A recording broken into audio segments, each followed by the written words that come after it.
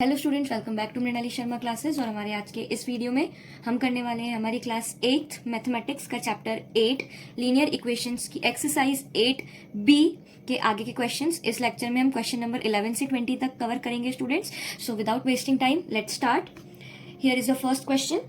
The sum of the digits of a 2-digit number is 12 if the new number formed by reversing the digits is greater than the original number by 54. Find the original number.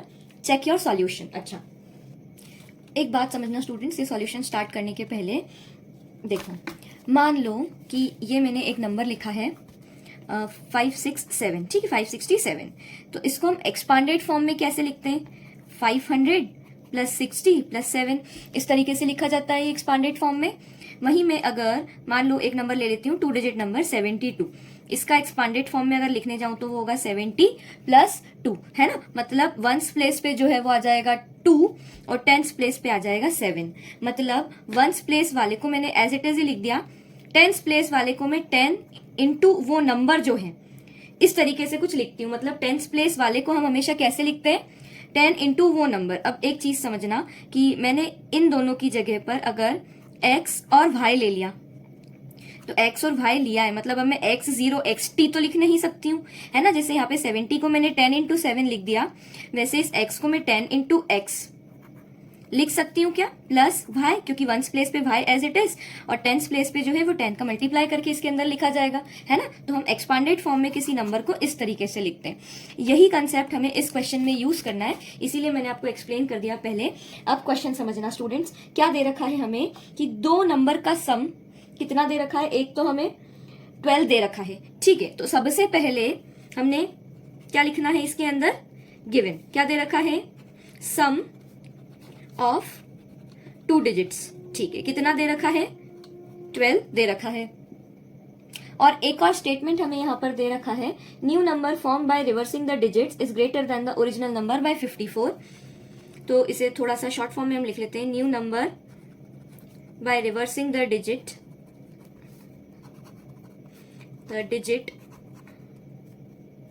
is greater than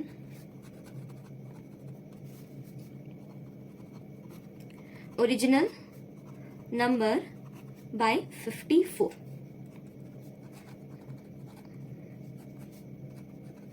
जो निकालना है the number, ठीक है। चलो देखते हैं इसके अंदर। अब सबसे पहले तो जो निकालना है ना, तो अब यहाँ पे हमें 2 डिजिट दे रखे हैं स्टूडेंट्स। तो 2 डिजिट का मतलब क्या हो जाएगा? एक वंस प्लेस पे आएगा और एक टेंस प्लेस पे आएगा। तो जो वंस प्लेस वाला नंबर है, let the ones place digit be x, है ना। मतलब क्या दे रखा है कि वंस प्लेस पे जो नंबर आएगा वो आ जाएगा x। अब इसमें हमें क्या दे रखा था कि उन दोनों का सम, है ना। मान लो कि x एक नंबर और y वो दूसरा नंबर, वंस प्लेस पे तो x आ गया, टेंस प्लेस पे y आ गया। तो इन दोनों को जब मैं y प्लस x लिखूं तो वो क्या हो जाए? 12 हो जाए। उसका सम हमें दे रखा था, सम ऑफ 2 डिजिट्स। मतलब इन दोनों डिजिट का सम कितना है? 12, ये हमें दे रखा है ना। तो हमने वंस प्लेस पे तो x ले लिया, तो मुझे इस y की वैल्यू अगर निकालनी है तो इस x को उठा के मैं इधर लेके आ जाऊं क्या? तो ये 12 माइनस x हो जाएगा। तो कायदे से टेंस प्लेस पे जो y आ रहा था उसकी वैल्यू क्या हो जाएगी? 12 माइनस x हो जाएगी। तो इस तरीके से then tens place digit be 12 minus x, इस तरीके से वो 12 माइनस एक्स हो गई है, ठीक है। अब यहां पर हमारा जो नंबर बना, अगर मैं उस डिजिट को लिखने जाऊं तो वो डिजिट किस तरीके से बनी है? वंस प्लेस पर तो आ जाएगा x और टेंस प्लेस पर आ जाएगा 12 माइनस एक्स। अब इन दोनों का मैं ये एक्सपांडेड फॉर्म लिखने जाऊं तो वंस प्लेस पे तो x है, तो उसको तो जाने दो। अभी जो टेंस प्लेस पे था 12 माइनस एक्स, तो मैं उसको 10 इंटू 12 माइनस एक्स लिख सकती हूँ इस फॉर्म में। देखो 10 इंटू एक्स, मतलब जो टेंस प्लेस पे था, टेंस प्लेस पे ये है, तो 10 into 12 minus x plus x. तो ये बन गया मेरा क्या नंबर? ओरिजिनल नंबर है वो ये है, ठीक। So the number will be. मैं इतना सब आपको आपके फेयर वर्क में नहीं लिखवा सकती हूँ, नहीं करवा सकती हूँ बेटा, हमें इतना थोड़ा डायरेक्ट चलना पड़ेगा, बट वो चीज़ आपको एक्सप्लेन करना जरूरी थी, इसीलिए मैं वो सारी चीज़ें अलग से एक्सप्लेन करते हुए चल रही हूँ। आप चाहें तो उसे अपने रफ साइड ऑफ पेपर में लिख सकते हैं, जब आप सॉल्व करें तो अलग से बॉक्स बना के लिख लें, ताकि पता चले जब आप दोबारा पढ़ने बैठे कि अच्छा ऐसा किया था हमने, है ना। तो हमारा जो नंबर बनेगा वो क्या बनेगा, 10 into 12 minus x plus x. तो ये बन गया क्या हमारा नंबर, ठीक है। अब यहाँ पे क्या बोल दिया, रिवर्सिंग द नंबर, मतलब अभी जैसे ये था 72, तो इसको मैं 70 प्लस 2 या 10 इंटू 7 प्लस 2 ऐसे लिख रही थी, है ना। तो इसको रिवर्स करना है, मतलब रिवर्स करने पे अब क्या बन जाएगा, 27 बन जाएगा। तो 27 बना, अब 1 प्लेस पे 7 और 10 प्लेस पे 2 आ गया। तो इसे मैं एक्सपांडेड फॉर्म में लिखने जाऊं तो 10 इंटू 2 प्लस 7 ऐसा हो जाएगा। 10 में इसका मल्टीप्लाई होगा, ठीक है। तो यहाँ पर यही चीज इन्होंने इस वे में बोल दी कि अब इनको रिवर्स कर दिया, मतलब 1 प्लेस पर तो आ गया 12 माइनस एक्स और 10 प्लेस पर आ गया आपका x। तो अब इसको मैं कैसे लिखूंगी, 10 into x plus 12 minus x, इस तरीके से, ठीक है। चलो, तो अभी फिलहाल हम एक काम करते हैं, इसको सॉल्व कर लेते हैं नंबर को पहले। तो 10 इंटू 12 हमें दे देगा 120 और 10 इंटू माइनस एक्स हमें दे देगा माइनस 10x और ये प्लस x, ठीक है। तो माइनस 10x प्लस x हमें कितना दे देगा, माइनस प्लस माइनस, लेकिन बड़े वाले पे साइन माइनस का, इसलिए माइनस का ही साइन आएगा और करेंगे माइनस, तो आंसर क्या आ गया, 9x आ गया, ठीक है। नेक्स्ट चीज देखते हैं अब इसके अंदर, व्हेन द नंबर्स, यहाँ पे नंबर्स नहीं आएगा, यहाँ पर डिजिट्स लिखेंगे हम।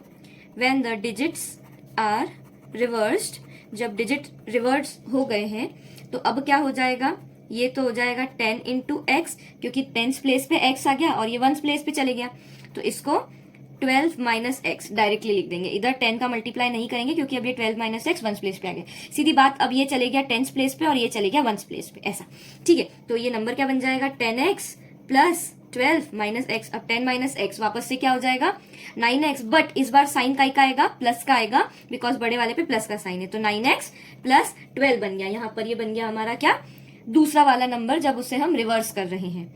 अब क्वेश्चन क्या दिया है हमें, इन दोनों को हम क्या करते हैं, आमने सामने लिख देते हैं, ठीक है। तो यहाँ पे हमें क्या बोला था, new number by reversing the digit is greater than original number by 54। इनको मैं, इन दोनों नंबर्स को, ये जो बने हैं मेरे दो नंबर्स, एक तो ये और एक ये, इनको मैं अगर आमने सामने लिखूं, 9x plus 12 is equals to 120 minus 9x, ऐसा, ठीक है। ये पूरा मेरा क्या है, नंबर है। तो यहाँ पे आप लोगों को क्या बोला है कि जो नया नंबर बना है ना, वो इस वाले नंबर में 54 जोड़ दो, उतना बड़ा है, मतलब 54 ज्यादा है, तो मुझे 54 इधर ऐड नहीं करना है, 54 इधर ऐड करना है। क्यों, क्योंकि हम लगा रहे हैं बीच में इक्वल टू का साइन। इसका क्या मतलब है कि ये इससे 54 ज्यादा है, मतलब जब इसमें मैं 54 ऐड करूंगी तब जाके मुझे ये नंबर मिलेगा, तभी तो ये इक्वल टू स्टैब्लिश हो पाएगा, है ना। तो करते हैं, अब वही वाली चीज होगी, नंबर एक तरफ, वेरिएबल एक तरफ, ठीक है। हमने खोले इसके साइन, तो ये 9x plus 12 is equals to 120 minus 9x plus 54, सिर्फ ये ब्रैकेट हटाया है और कुछ नहीं करा है। अब ये 9x को भी उठा के लाएंगे, ये आमने सामने कैंसिल नहीं होगा। क्यों नहीं होगा, क्योंकि इधर प्लस का साइन है, इधर माइनस का साइन है, इसीलिए, ठीक है। तो देखते हैं अब क्या हो जाएगा, ये 9x उठ के इधर आ गया, तो 9x प्लस 9x, बाकी की सारी चीजें इधर, 120 प्लस 54 माइनस 12, क्यों, ये प्लस का था इधर, इसीलिए, ठीक है। आगे देखते हैं अब क्या हो जाएगा, 9x हो जाएगा 18x इज इक्वल्स टू 120 और 54 हो जाएगा हमारे पास में 174 माइनस 12, तो 18x की वैल्यू हमारी आ जाएगी 162, तो x की वैल्यू आ जाएगी 162 अपॉन, तो 18 1 जा 18, 18 9 जा 162, ठीक है। तो x की वैल्यू यहाँ पे कितनी आ गई, अभी 9 आ गई, ठीक है। तो बस अब हमें यहाँ पर ही क्या करना था, x की वैल्यू अगर हमारी 9 आ गई है, तो यूनिट्स प्लेस पे जो नंबर है वो क्या है, x। तो टेंस प्लेस पे क्या आ जाएगा, टेंस प्लेस के लिए अगले वाले में x की वैल्यू पुट कर दो, तो x की वैल्यू पुट करी तो 12 माइनस एक्स, मतलब क्या, 12 माइनस 9, तो क्या दे देगा हमें, 3 दे देगा। So the number is 1 place पे 9, टेंस प्लेस पे 3, तो हमारा जो नंबर बना है वो क्या बना है, 39। इस तरीके से होगा ये क्वेश्चन सॉल्व। सो स्टूडेंट्स, हमारा अगला question, the digits in the tens place of a 2-digit number is 3 times that in the units place. If the digits are reversed, the new number will be 36 less than the original number. Find the original number. Check your solution. ठीक है, अब यहाँ पर हमें क्या दे दिया है कि जो यूनिट्स प्लेस पे जो नंबर है बेसिकली वो अगर 1 है तो जो टेंस प्लेस पे रहेगा, इसको ऐसे समझना कि मान लो यूनिट्स प्लेस पे 1 है, 1 यूनिट्स प्लेस मतलब वंस प्लेस, तो अगर वंस प्लेस पे 1 है, ये ओ है स्टूडेंट्स, है ना, और टेंस प्लेस पे इसका 3 गुना 3 टाइम्स, तो यहाँ पे क्या हो जाएगा 3 हो जाएगा। तो इसी तरीके से अगर इधर x है तो इसका 3 टाइम्स मतलब इधर 3x हो जाएगा। अब इसी को मैं अगर एक्सपांडेड फॉर्म में लिखने जाऊं तो इसमें 10 का मल्टीप्लाई करना है, मतलब 10 इंटू 3x प्लस x, ये इस तरीके से लिख देंगे। अब आपको ये वाला कंसेप्ट हर एक में लगाना ही है, बस इसीलिए इसको बिल्कुल एकदम अपने दिल और दिमाग में बिठा लो कि हाँ मुझे ये अगर नंबर लिखना है तो उसको इस तरीके से एक्सपांडेड फॉर्म में लिखना ही पड़ेगा, बस। ठीक है, चलो आगे देखते हैं अब यहाँ पर क्या है, वहीं से स्टार्ट करते हैं वापस से। Given tense place digit is 3 times the unit digit. ठीक है, तो मतलब क्या दे रखा है कि जो टेंस प्लेस पे डिजिट है वो यूनिट्स प्लेस पे जो डिजिट है उसका 3 गुना है। ठीक है, और अगला स्टेटमेंट हमको क्या दे रखा है, new number will be 36 less than original number. New number will be 36 less than original number. बस ये दो चीजें हमें यहां पर क्या कर रखी है, दे रखी है। ठीक है, क्या निकालना है, द नंबर। ठीक, चलो तो बढ़ते हैं आगे। Let ones place digit be x, so tens place digit, है ना, मतलब वंस प्लेस पे अगर x है तो टेंस प्लेस पे कितनी हो जाएगी, 3x हो जाएगी, क्योंकि इसकी 3 गुना हमें दे रखी है। सो द नंबर, तो जो नंबर बना वो क्या बन गया, अब टेंस प्लेस पे 3x मतलब 10 इंटू 3x, और वंस प्लेस पे x मतलब ये, तो नंबर क्या बना हमारा 10 into 3x 30x plus x। इस तरीके से हमारा क्या बन गया, वो नंबर बन गया। ठीक है, आप चाहें तो इसे यहीं पर और आगे सॉल्व कर दें, तो ये क्या बन जाएगा अभी 31x। बस इसको अभी यहीं तक रखते हैं हम। इसके बाद में न्यू नंबर की बात करते हैं, तो न्यू नंबर में क्या हो जाएगा, अब ये आ जाएगा आपका टेंस प्लेस पे, तो ये हो जाएगा 10x, और ये 3x चले जाएगा वंस प्लेस पे, मतलब 3x को एज इट इज रख देंगे, तो ये क्या हो जाएगा 13x हो जाएगा। अब अकॉर्डिंग टू कंडीशन, आपको कंडीशन क्या दी है यहाँ पर, है ना, देखना कंडीशन के हिसाब से क्या हो जाएगा। क्या दिया था, that new number will be 36 less than original number, तो ओरिजिनल नंबर से 36 कम है न्यू नंबर। चलो अकॉर्डिंग टू कंडीशन, ये यहाँ पे मैंने उल्टी कंडीशन बना दी थी, इस कारण से इसे वापस से रीटेक लिया इस चीज का। क्या दे रखा है कि आपका जो ओरिजिनल नंबर है, ये हमारा ओरिजिनल नंबर है और ये हमारा न्यू नंबर है, तो जो ओरिजिनल नंबर है उससे ये 36 कम है, मतलब 13x is equals to 31x minus 36। ये हमें दे रखा है कि ओरिजिनल में से जब 36 माइनस करेंगे तो हमारा नया नंबर बनेगा। ठीक है, वही बात, नंबर एक तरफ, वेरिएबल एक तरफ, तो इस 31 को ही मैं उठा के अभी इधर ला रही हूँ, तो 13x minus 31x is equals to minus 36। ये माइनस इसका है, ये माइनस इसका है, तो ये यहीं रह जाएगा। ठीक है, अब आगे हम अगर सॉल्व करें तो यहाँ पे तो प्लस माइनस माइनस होगा, पर 13 में से 31 कैसे माइनस करें, है ना, इसीलिए यहाँ पर हम क्या कर देंगे, 31 में से इसे माइनस करेंगे, तो आंसर हमारा आएगा 18x, लेकिन माइनस का, क्यों, प्लस माइनस माइनस करेंगे तो माइनस, पर यहाँ पर क्या हो गया है, 31 में से हमने 13 को माइनस करा है, इसीलिए तो ये हो जाएगा इज इक्वल्स टू माइनस 36, आमने सामने minus minus cancel, x is equals to 36 upon 18, 18 two 36। ठीक है, तो यहाँ पे हमारी x की वैल्यू अभी क्या आ गई है, 2 आ गई है। ठीक है, so tens place number, ones place का हमको पता चल गया। अब टेंस प्लेस डिजिट हम निकाल लेते हैं, तो उसके लिए हम क्या करेंगे, 3x, तो 3 इंटू 2, क्यों, क्योंकि हम टेंस प्लेस पे क्या ले रहे थे, 3x ले रहे थे, तो ये क्या बन गया 6, 3 2 6, so the number will be 62।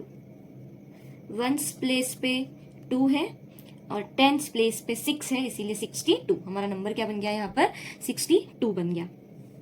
So students हमारा अगला क्वेश्चन है, the denominator of a rational number is greater than it's numerator bye 7 if the numerator is increased by 17 and denominator is decreased bye 6, the new number becomes 2, find the original number. अच्छा, अब यहाँ पर हमें fraction के form में चीजें दे रखी हैं, तो हम भी उसी तरीके से इसे सॉल्व कर लेते हैं। कंडीशन क्या बोलती है कि एक नंबर है, उसका डिनोमिनेटर उसके न्यूमरेटर से 7 ज्यादा है, तो हम पहले गिवन लिखते हैं ना। गिवन में दो चीजें आपको दे रखी है, डिनोमिनेटर इज ग्रेटर देन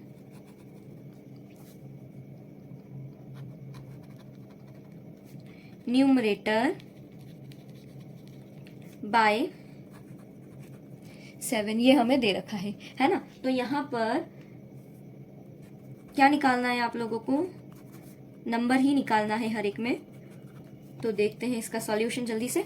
ठीक है, let the numerator be x. क्यों ऐसा? क्योंकि डिनोमिनेटर न्यूमरेटर से 7 ज्यादा है, तो हमको पहले न्यूमरेटर ही लेना पड़ेगा, इसीलिए let the numerator be x. So denominator अपने आप क्या बन जाएगा, डिनोमिनेटर x प्लस 7, न्यूमरेटर से डिनोमिनेटर 7 ज्यादा है इसीलिए। अब अकॉर्डिंग टू कंडीशन या न्यू कंडीशन, अब नई कंडीशन इसमें उन्होंने क्या लगाने को बोली है, that if the numerator is increased by 17, numerator अगर x था पहले तो इसको 17 से बढ़ा दिया है ना अब, और डिनोमिनेटर x प्लस 7 था तो यहाँ पे क्या कर दिया, डिनोमिनेटर डिक्रीज्ड बाय 6, मतलब x प्लस 7 तो था पर अब उसे डिक्रीज कर दिया बाय 6 है ना, मतलब 6 से कम कर दिया, तो वो जो नंबर है वो क्या बन जाता है आपका, 2 बन जाता है। तो ये बन गई आपकी कंडीशन, इसी को आपको सॉल्व करना है। तो देखो सीधी बात, ये तो x प्लस 17 तो यहाँ पर as it is, x plus 7 minus 6 is equals to 2, तो ये वापस से एज इट इज ही लिखना है, और 7 में से 6 क्या बचा, 1, तो x plus 1 is equals to 2। अब हो जाएगा यहाँ पर क्रॉस मल्टीप्लाई, तो ये ही जाएगा, इसके नीचे तो कुछ नहीं है ना, तो ये हो जाएगा क्या, x plus 17 is equals to 2 into x plus 1, ऐसा हो जाएगा ये। ठीक है, आगे बढ़ते हैं। तो ये क्या हो जाएगा, x प्लस 17 2 इंटू एक्स हो जाएगा 2x प्लस 2 1 जा 2, नंबर एक तरफ, वेरिएबल एक तरफ। तो अभी मैं क्या करती हूँ, इस 2 को उठा के इधर लाई और इस x को उठा के इधर लाई, तो ये हो जाएगा 17 माइनस 2, प्लस का था इसीलिए, और ये हो जाएगा 2x माइनस x। ठीक है, तो 17 में से 2 गया, बचा 15, और ये हो जाएगा x। तो बेसिकली x की वैल्यू हमारी यहाँ पर क्या आ गई है, 15 आ गई है। ठीक है, तो न्यूमरेटर अभी क्या आ गया हमारा x 15, और इसी तरीके से हम डिनोमिनेटर के लिए इसमें 7 प्लस कर देंगे, तो डिनोमिनेटर x प्लस 7, तो 15 प्लस 7 हमें दे देगा 22। सो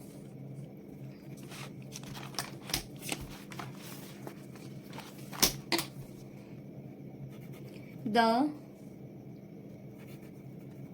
फ्रैक्शन क्या बन गया हमारा, 15/22, इस तरीके से। आई होप स्टूडेंट्स आपको यहाँ तक सारे क्वेश्चन समझ में आए होंगे। ओके स्टूडेंट्स, आपका अगला वाला क्वेश्चन कॉम्प्लिकेटेड है, इसलिए बहुत ज़्यादा इम्पोर्टेंट है,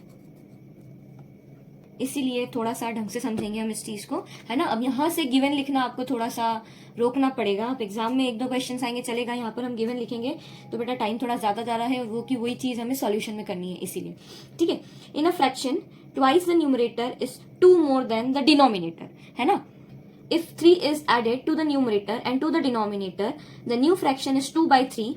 Find the original fraction. अब यहाँ पर आप लोगों को डायरेक्टली ना बोलते हुए इतना ज्यादा उसको कॉम्प्लिकेट कर दिया है पहले ही स्टेटमेंट में, इसीलिए वो इंपॉर्टेंट क्वेश्चन आपका बन जाता है। ठीक है, तो यहाँ पर किसके रेफरेंस में हमें वो सारी चीज दी है, समझना इधर। In a fraction twice the numerator is 2 more than the denominator, है ना। अब यहाँ पे डिनोमिनेटर मान लो x है, तो डिनोमिनेटर आपका हो गया अभी x, और अब क्या बोला है, twice the numerator is 2 more than the denominator, तो मान लो यहाँ पर न्यूमरेटर आपका n होता, तो इस n का 2 टाइम्स, मतलब 2n किसके बरोबर है, इज का मतलब वहां पर ये इक्वल टू से है, is 2 more than the denominator, मतलब डिनोमिनेटर में 2 प्लस कर दो, ये है पूरी बात। ठीक है, तो अब न्यूमरेटर को तो हम एज इट इज लिख नहीं सकते, तो numerator is equals to x plus 2 और ये 2 नीचे आ गया इनके, इसीलिए तो डिनोमिनेटर तो x है और न्यूमरेटर खुद अपने आप में एक फ्रैक्शन है, x प्लस 2 अपॉन 2, ये है आपका न्यूमरेटर। आई होप आप लोगों को ये कंडीशन समझ में आई होगी। ठीक है, अब इसी चीज को थोड़ा सा ढंग से हम लोग लिख के समझ लेते हैं। लेट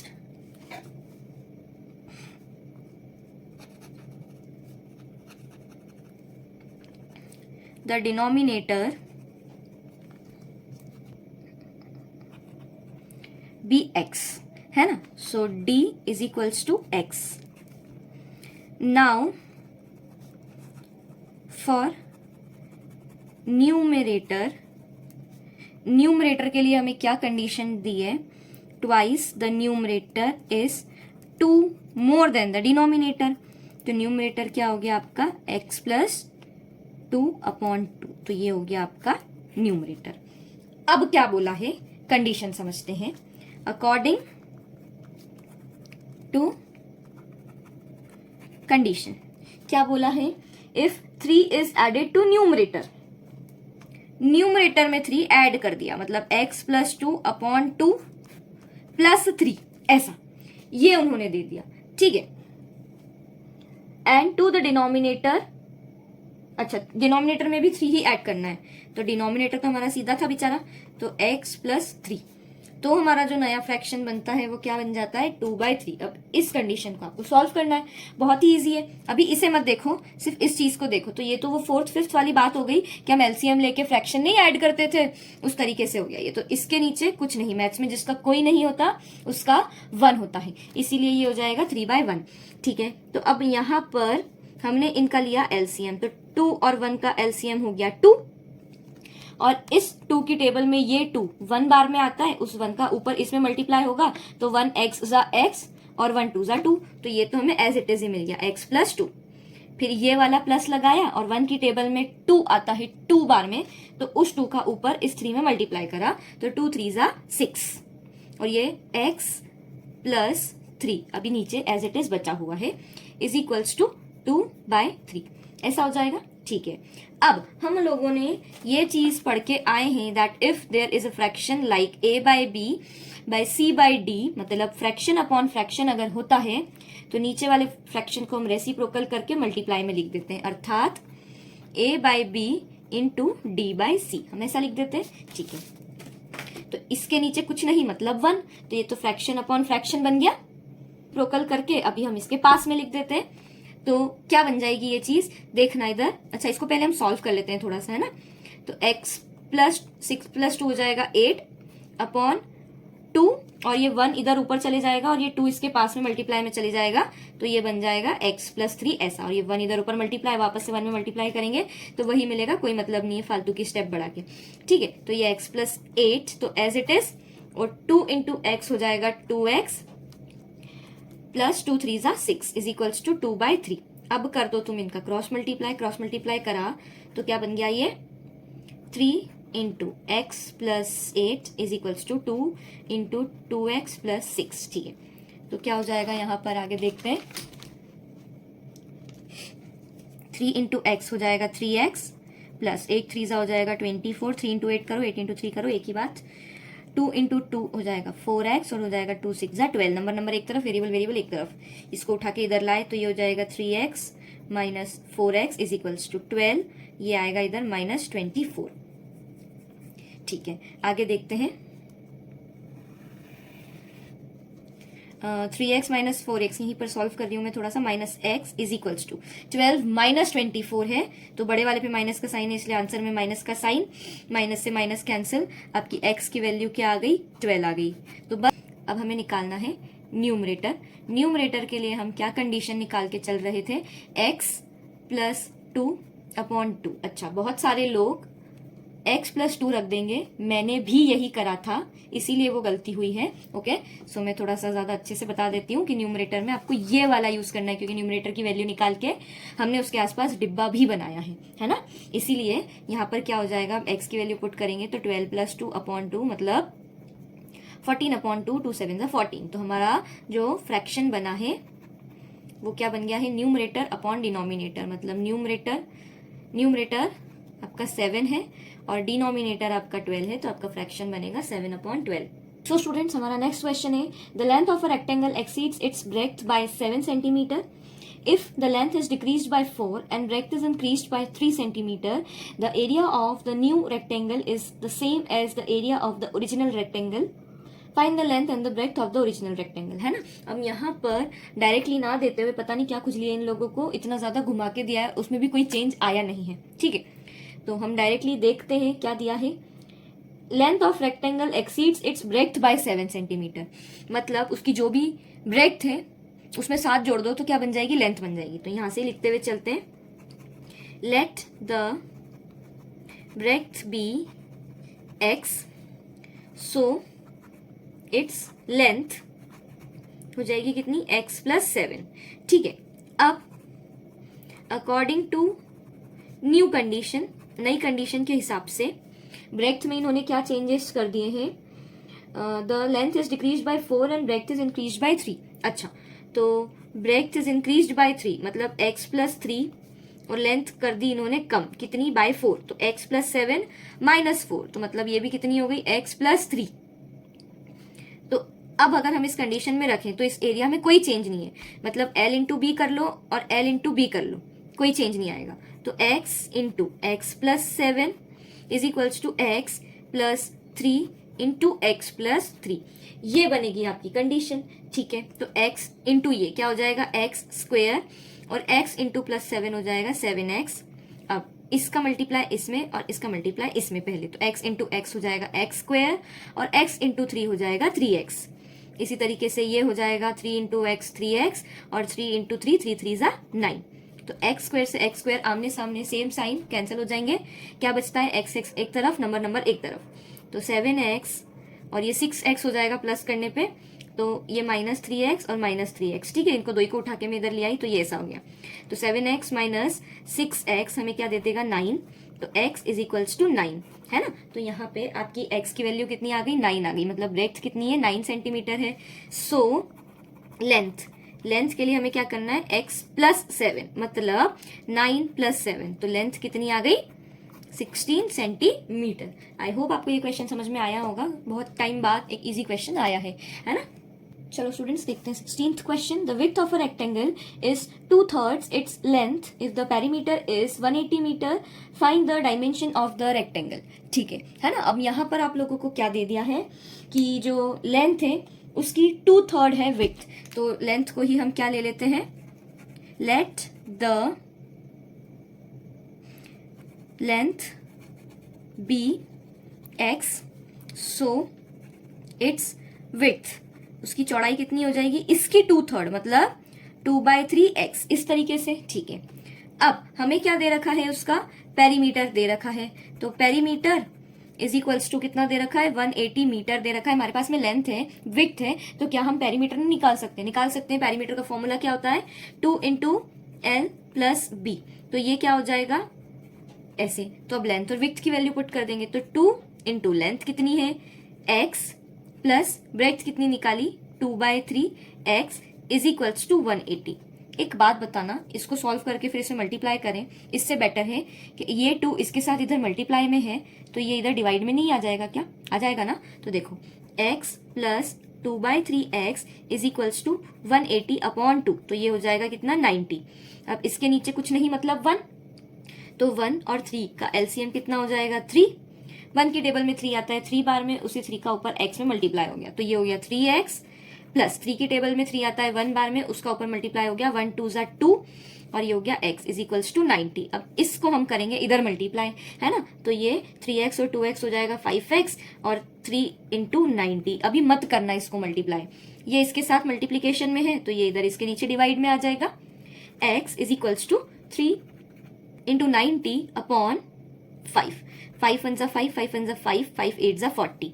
x की वैल्यू आ जाएगी 18 3 = 54 सेंटीमीटर। अच्छा, अब यहाँ पर अगर लेंथ की वैल्यू आपकी 54 आई है तो विड्थ का क्या ले रहे थे हम, 2/3x, तो विड्थ के लिए हम क्या कर देंगे, 2/3x मतलब 2/3 इंटू 54, तो 3 1 जा 3, 3 1 जा 3, 3 8 जा 24 और 18 2 जा 36 सेंटीमीटर। तो हमारी जो लेंथ आई है वो 54 और विड्थ आई है 36।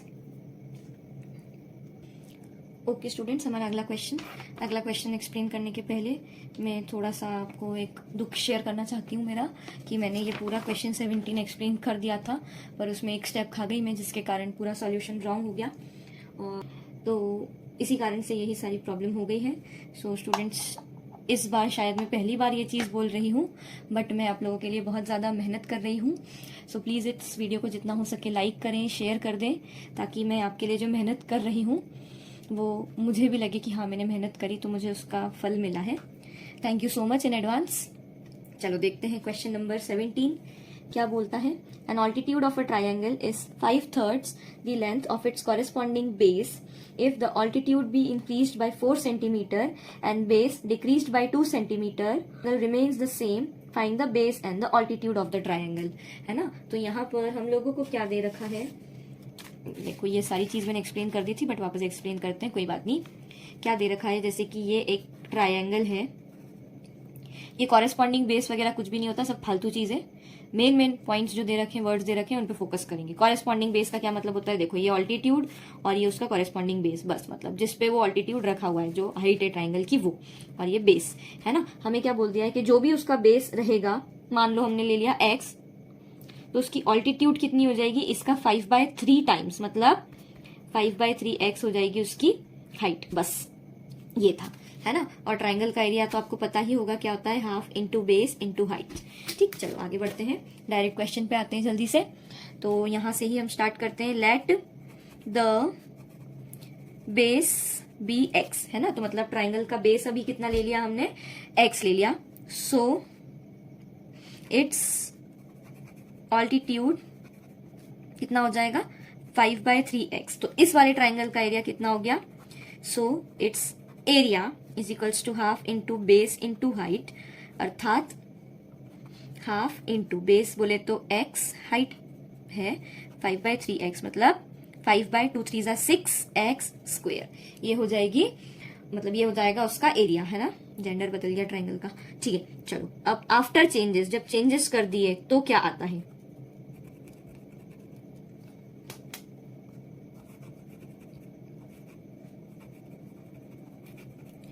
देखना इधर, आफ्टर चेंजेस क्या हो जाता है। चेंज क्या करा है, बेस में इन लोगों ने क्या कर दिया, altitude increased by 4, base decreased bye 2, है ना। तो बेस डिक्रीज्ड बाय 2 मतलब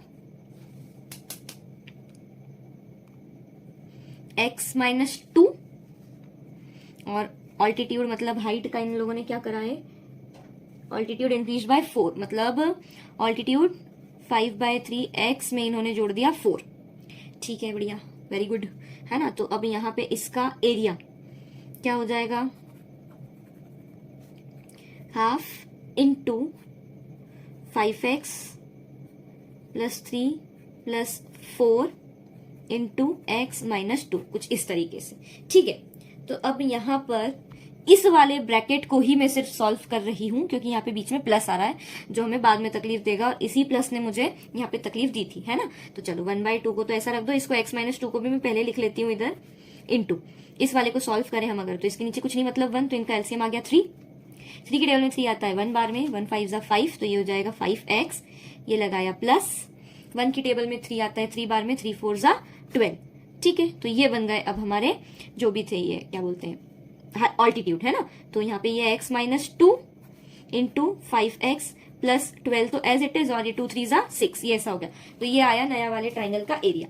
अब अकॉर्डिंग टू कंडीशन क्या बोल रही थी कि इतना सब करने के बावजूद भी उसके एरिया में कोई चेंज नहीं आया, तो वही चीज हमें लिखनी है। अकॉर्डिंग टू कंडीशन क्या हो गया, 5x² upon 6 is equals to x - 2 इंटू 5x + 12 अपॉन 6, 6 से 6 आमने सामने कैंसिल, है ना। अब इसका मल्टीप्लाई इसमें, इसका मल्टीप्लाई इसमें, तो इसको तो एज इट इज लिख दो अभी, 5x² को is equals to x into 5x हमें दे देगा 5x², x इंटू 12 हमें दे देगा 12x, -2 इंटू 5 हमें दे देगा -10x, और -2 + 12 हमें दे देगा -24, क्योंकि माइनस इंटू प्लस ही।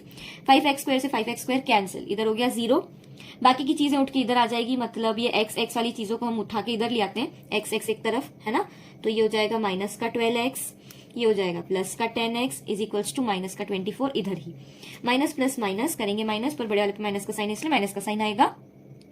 12x - 10x हमें दे देगा -2x इज इक्वल्स टू -24, आमने सामने माइनस कैंसिल। x की वैल्यू हो जाएगी 24/2, दैट इज 2 × 2 2 × 12। x की वैल्यू कितनी आ गई, अभी 12 आ गई। और अब यहाँ पे बेस की वैल्यू आई है आपकी 12, तो ऑल्टीट्यूड की वैल्यू कितनी आ जाएगी, ऑल्टीट्यूड इज इक्वल्स टू, इसमें पुट करेंगे 5/3x, मतलब 5/3 × 12, 3 4 = 12, तो ये 4 5 = 20 सेंटीमीटर क्या आ गया, ऑल्टीट्यूड आ गया इस ट्राइंगल का। ओके स्टूडेंट्स, हमारा question number 18, two angles of a triangle are in the ratio 4:5. If the sum of these angles is equal to the third angle, find the angles of the triangle. ठीक है, अब यहाँ पर क्या हो जाता है कि है, और रेशियो से हम जब वैल्यू लेते हैं तो 4x और 5x इस तरीके से ले लेंगे, x के बेसिस पे ले लेते हैं। सो हम क्या लिखते हैं यहाँ पर, let the two angles be 4x and 5x। ठीक है, इसके अब यहां पर क्वेश्चन क्या दे रखा है कि जो तीसरा एंगल है वो इन दोनों का सम के बराबर है, तो थर्ड एंगल कितना बन जाएगा हमारा, 4x + 5x is equals to 9x। तो थर्ड एंगल क्या बन गया, 9x। तो 4x 5x और 9x, हमारे पास में ट्राइंगल के अगर तीनों एंगल्स आ गए हैं तो हम इसके अंदर एंगल सम प्रॉपर्टी लगा सकते हैं। बाय एंगल सम प्रॉपर्टी क्या हो जाएगा, 4x + 5x + 9x is equals to 180 degree. Triangle के तीनों एंगल्स को जब हम प्लस करते हैं तो हमें हमेशा क्या मिलता है, 180 मिलता है। ठीक है, तो जब हम ये प्लस कर लेते हैं तो हमें मिलता है 18x is equals to 180 degree. ठीक है, अब x की वैल्यू कितनी आ जाएगी, यहाँ से 180/18 कैंसिल करा आया 10, तो x की वैल्यू आ गई हमारी 10 डिग्री। ठीक है, अब यहाँ पर x की वैल्यू आई है, हमें चाहिए तीनों angles, the 3 angles are, value put कर देंगे इसमें x की, 4x इज इक्वल्स टू 4 × 10 मतलब 40 डिग्री हो जाएगा। एक है 5x मतलब 5 × 10 जो हो जाएगा 50 डिग्री, और एक हो जाएगा 9x मतलब 9 × 10 हो जाएगा आपका क्या, 90 डिग्री। तो हमारे जो तीन एंगल्स निकल के आए हैं वो क्या है, ये तीनों है। आई होप आपको ये क्वेश्चन समझ में आया होगा, बहुत ज्यादा इजी क्वेश्चन था ये। Okay students, our next question is, a steamer goes downstream from one port to another. In 9 hours, it covers the same distance upstream in 10 hours. The stream be 1 km/h. Find the speed of the steamer in still water and the distance between the ports. ठीक है, अब यहाँ पर ये question समझने के पहले आपको 2-3 टर्म्स आए हैं इसके अंदर, अपस्ट्रीम, डाउनस्ट्रीम, स्टीमर, ये सारी चीजें क्या होती है वो मैं बता देती हूँ। स्टीमर तो बेसिकली होता है बोट जो इंजन की मदद से चल रही है। ठीक है, दूसरा आता है अपस्ट्रीम और डाउनस्ट्रीम। तो एक बात समझना स्टूडेंट्स, मानो कि ये एक नदी है बहती हुई, ठीक है, तो ये नदी इस डायरेक्शन में फ्लो कर रही है। अब अगर ये इस डायरेक्शन में फ्लो कर रही है और हम भी इसी के साथ, मतलब इसी में ही कोई एक व्यक्ति है, ठीक है, व्यक्ति क्या कर रहा है, इसी डायरेक्शन में तैर रहा है, मतलब जिस डायरेक्शन में नदी बह रही है उसी डायरेक्शन में वो तैर रहा है। तो इसकी स्पीड, मतलब नदी की जो स्पीड है वो इस व्यक्ति की तैरने की स्पीड में ऐड हो जाएगी, है ना। वहीं अगर ये व्यक्ति इस नदी के बहाव के अगेंस्ट दिशा में तैरता तो इसकी स्पीड जो थी वो कम हो जाती। मान लो इस नदी की स्पीड बहने की है 1 km/h, ठीक है, मान लो अभी के लिए, और ये व्यक्ति तैर रहा है 7 km/h की स्पीड से, मान लो, ठीक है। तो ये व्यक्ति अगर नदी के बहाव के साथ तैर रहा है, मतलब इसी डायरेक्शन में तैर रहा है, तो इसकी स्पीड में ये एक क्या हो जाएगा, ऐड हो जाएगा। क्यों हो जाएगा, क्योंकि नदी इसको हेल्प कर रही है, नदी की स्पीड और इसकी स्पीड एक ही डायरेक्शन में है। वहीं अगर ये इस डायरेक्शन में तैरता तो इसकी स्पीड में से हमें एक माइनस करना पड़ता। माइनस क्यों करना पड़ता, क्योंकि अब नदी की स्पीड के अगेंस्ट है ये, तो वो इसको रोकेगी, इसीलिए हमने यहाँ पर क्या कर दिया, माइनस कर दिया। तो अगर हम इसकी स्पीड के साथ या इसी डायरेक्शन में तैर रहे हैं, नदी के बहाव के डायरेक्शन में, तो वो हो जाएगा डाउन स्ट्रीम, और वहीं अगर हम इसके अपोजिट डायरेक्शन में तैर रहे हैं तो वो हो जाएगा अपस्ट्रीम। बस यही था, ठीक है। अगला कंसेप्ट आपका आता है स्पीड डिस्टेंस टाइम का। थोड़ा सा आपको पता होना चाहिए ये चीज कि मान लो एक गिवन टाइम था कोई कितने भी मान लो 2 घंटे थे, उसमें 60 किलोमीटर्स का डिस्टेंस कवर हुआ है ना, मतलब ये क्या बन गया, डिस्टेंस अपॉन टाइम, कि कितना डिस्टेंस ट्रेवल किया कितने टाइम में। तो ये जो रेशियो रहता है ये हमें देता है क्या, उस पर्टिकुलर ऑब्जेक्ट की स्पीड, कि वो कितनी स्पीड से चल रहा था, मतलब कितने टाइम में उसने कितना डिस्टेंस कवर किया। तो एक बात बताओ स्टूडेंट्स, इधर इक्वल टू आया है तो मैं इस टाइम को इस स्पीड के साथ मल्टीप्लाई कर सकती हूँ क्या, बिल्कुल कर सकती हूँ। तो हमारा जो फॉर्मूला बनता है वो क्या बन जाता है, स्पीड इंटू टाइम, ठीक है, distance is equals to speed into time. बस यही दो चीजें हैं जो आपको इस क्वेश्चन में यूज हुई हैं। क्वेश्चन देखते हैं क्या दे रखा है हमें क्वेश्चन के अंदर। सबसे पहले तो steamer goes downstream from one port to another in 9 hours, ठीक है। स्टीमर की जो स्पीड है वो बहती हुई नदी में कितनी दे रखी है आपको, 9 आवर्स, मतलब जब वो नदी के बहाव के साथ जा रही है तब उसे 9 घंटे लग रहे हैं उस डिस्टेंस को कवर करने में, मतलब ए से बी जाने में, ठीक है। वहीं सेम डिस्टेंस अपस्ट्रीम इन 10 आवर्स, और उसके बहाव के डायरेक्शन के अगेंस्ट जाने में लग रहे हैं उसे 10 घंटे, ठीक है। स्ट्रीम की स्पीड हमें दे दी है, मतलब जो नदी का बहाव है वो हमें दे दिया है 1 kilometre per our. Find the speed of the steamer in still water, और हमें निकालनी है उस बोट की स्पीड, नॉर्मल स्पीड है ना, मतलब स्टिल वाटर में, मतलब ठहरे हुए पानी में इसकी स्पीड क्या रहेगी, इस अकेले की स्पीड क्या रहेगी, बेसिकली हमें ये निकालना है। तो जो निकालना रहता है हम सबसे पहले उससे ही क्या ले लेते हैं, एक्स ले लेते हैं। Let the speed of the steamer in still water be x kilometre per hour, ये हो गई अभी इसकी स्पीड स्टिल वाटर में, ठीक है।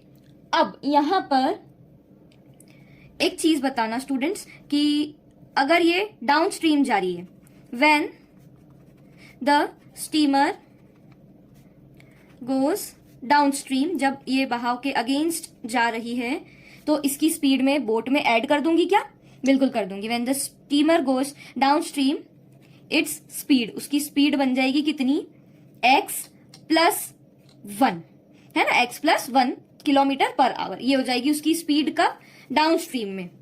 और वहीं इट्स स्पीड इन अपस्ट्रीम, बहाव के अगेंस्ट जाने में क्या रहेगी, x-1, तो ये तो हो गई उसकी स्पीड। अब टाइम कितना लगा रही थी, वो time taken in going down stream, कितना टाइम लगा रही थी वो बहाव के साथ जाने में, तो कितना लगा रही थी, 9 आवर्स वो लगा रही थी। वहीं time taken in going upstream तो कितना हो जाएगा, 10 आवर्स, ठीक है। हमारे पास में स्पीड है, हमारे पास में टाइम है, तो एक बात बताओ, ये जो ए से बीच का जो डिस्टेंस था, भले ही टाइम कम ज्यादा हो रहा था पर वो दोनों पोर्ट्स के बीच का जो डिस्टेंस था वो तो सेम था। Since the distance was same, तो क्या हम distance in downstream is equals to distance in upstream कर सकते हैं, क्योंकि सेम था। मतलब क्या कि वो जब जा रही थी तब भी और आ रही थी तब भी, दोनों ही केस में डिस्टेंस तो सेम कवर हुआ है ना, ठीक है। तो यहां पर हम क्या करते हैं, स्पीड और टाइम से डिस्टेंस निकाल लेंगे। क्या बोलता है वो, speed into time is equals to speed into time, ये होता है। तो डाउन स्ट्रीम का टाइम तो 9 है और उसकी स्पीड क्या थी, x+1, तो 9 into x+1 is equals to 10 into x-1, ये हो जाएगा। अब ये तो हमारी बहुत ही ज्यादा इजी वाली इक्वेशन बन गई। तो ये 9x+9 is equals to 10x-10, number एक तरफ, वेरिएबल एक तरफ, ये उठ के क्या हो जाएगा, अब x वाला इधर आ जाएगा और नंबर इधर चले जाएगा, तो ये क्या हो जाएगा, 9x-10x इज इक्वल्स टू -10, ये इधर का आया माइनस का 9, तो 9x-10x क्या आएगा आंसर हमारा, माइनस का x, और माइनस माइनस प्लस होता है, लेकिन साइन बड़े वाले पे माइनस का, इसलिए आंसर में माइनस का साइन तो आएगा, बट प्लस करेंगे तो कितना आ गया, 19 आ गया, माइनस से minus cancel, x is equals to 19 kilometre per hour. तो उसकी नॉर्मल स्पीड बोट की या स्टिल वाटर में कितनी आई है उसकी स्पीड, 19 किलोमीटर पर आवर। हमारा अगला क्वेश्चन लास्ट क्वेश्चन है इस लेक्चर का, but one of the most important question है। टीचर यहां से क्वेश्चन दे सकती है, ये वाला क्वेश्चन के 96 to 98% चांसेस हैं कि ये क्वेश्चन आपके एग्जाम में आए। सुनना, the distance between two station is 300 kilometre. Two motorcyclists start simultaneously from these stations and move towards each other. The speed of one of them is 7 km per hour more than that of the other.